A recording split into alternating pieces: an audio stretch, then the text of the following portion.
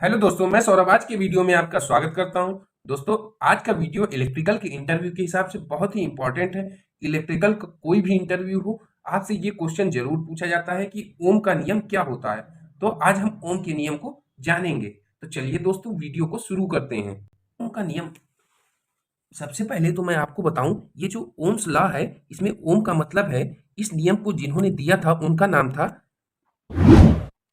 George Simon ओम। इन्होंने एक नियम दिया था, उसी को ओम्स लॉ कहा जाता है, जो कि इनके नाम पर ही है। इनका नाम जॉर्ज साइमन ओम था। तो हमारे इलेक्ट्रिकल की मेन जो क्वांटिटी होती हैं वो होती हैं वोल्टेज, करंट, रेजिस्टेंस।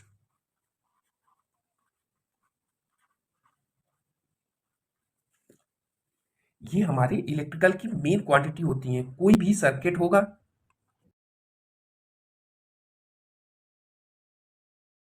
या फिर कोई भी हमारा उपकरण होगा, जैसे मान लीजिए हमारा ट्रांसफार्मर है, तो इसमें हमारी ये तीन क्वांटिटी होंगी, वोल्टेज होगा, करंट होगा और रेजिस्टेंस होगा। हमारी जो ये इलेक्ट्रिकल की मेन क्वांटिटी है, इन्हीं के बारे में जॉर्ज साइमन ओम ने एक नियम दिया था, जिसे कि ओम का नियम कहा गया। जो हमारे जॉर्ज साइमन ओम थे, उन्होंने वोल्टेज, करंट और रेजिस्टेंस के बीच में एक रिलेशनशिप दी कि इनके बीच में क्या रिलेशन होता है, उस फॉर्मूले को दिया। वो फॉर्मूला हमारा क्या होता है? वो फॉर्मूला होता है V is equal to I into R. ये हमारा, इस फॉर्मूले को जॉर्ज साइमन ओम ने दिया।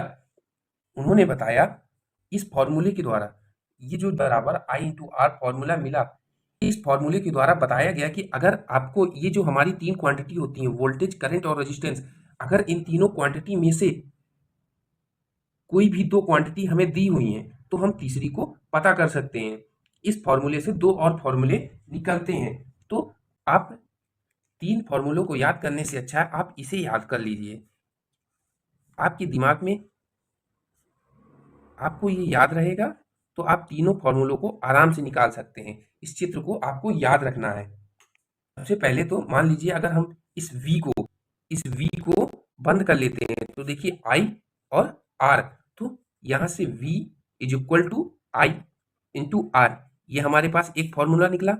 अगर मैं I को क्लोज कर लूँ, तो V अपॉन R, तो I is equal to V बटे आर, यहाँ से हमें दूसरा फॉर्मूला मिल गया। और अगर मैं R को क्लोज कर लूँ, तो V अपॉन आई, तो R is equal to V upon I. तो इसी चीज को उन्होंने बताया। ये तीन फॉर्मूले आप इस एक चित्र के द्वारा याद कर सकते हैं। आपको ये तीनों याद करने की जरूरत नहीं पड़ेगी। इसमें हमारा, इस फॉर्मूले में हमारा V वोल्टेज है, I हमारा करंट है और R रेजिस्टेंस है। अब देखिए यहाँ पे अगर हमारे पास रेजिस्टेंस और करंट दिया हुआ है, तो हम वोल्टेज को निकाल सकते हैं। अगर हमारे पास यहाँ पर वोल्टेज और रेजिस्टेंस है, तो हम करंट को निकाल सकते हैं। अगर हमारे पास यहाँ पे वोल्टेज और करंट है, तो हम यहाँ से रेजिस्टेंस को निकाल सकते हैं। यही ओम के नियम में बताया गया है। तो दोस्तों, अगर आपसे इंटरव्यू में पूछ लिया जाए कि ओम का नियम क्या होता है, तो आपको बताना है। दोस्तों, अगर आपसे इंटरव्यू में पूछा जाता है कि व्हाट इज ओम्स लॉ, तो आपको बताना है कि Ohm's law formula used to calculate relationship between voltage, current and resistance is an electrical circuit. तो आपको ये चीज बताना है।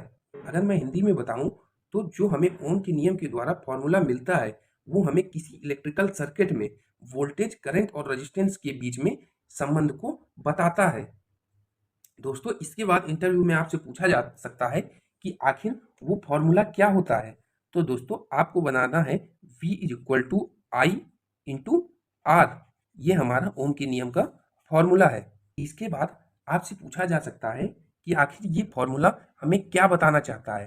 तो दोस्तों, फिर आपको बताना है, electric current is directly proportional to voltage and indirectly proportional to resistance.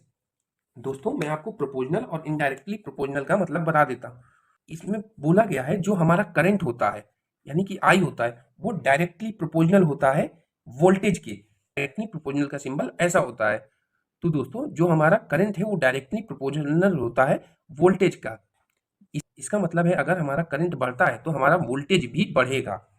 दोस्तों इसके बाद बोला है and indirectly proportional to resistance, यानी कि जो हमारा करंट है वो इनडायरेक्टली प्रोपोर्शनल टू रेजिस्टेंस है, डायरेक्टली प्रोपोर्शनल है रेजिस्टेंस का। यानी कि अगर हमारा करंट बढ़ता है तो हमारा रेजिस्टेंस कम होगा, अगर हमारा करंट बढ़ता है तो हमारा रेजिस्टेंस कम होगा, अगर हमारा रेजिस्टेंस बढ़ता है तो हमारा करंट कम होगा। तो ये आपको इंटरव्यू में बताना है। उम्मीद करता हूँ आप लोग ओम के नियम को समझ गए होंगे। अगर आपको वीडियो थोड़ी भी इंफॉर्मेटिव लगी हो तो वीडियो को लाइक शेयर और चैनल को सब्सक्राइब जरूर करिएगा और बेल आइकन को जरूर प्रेस करिएगा, जिससे कि हमारी आने वाली वीडियो का नोटिफिकेशन आपको मिल सके।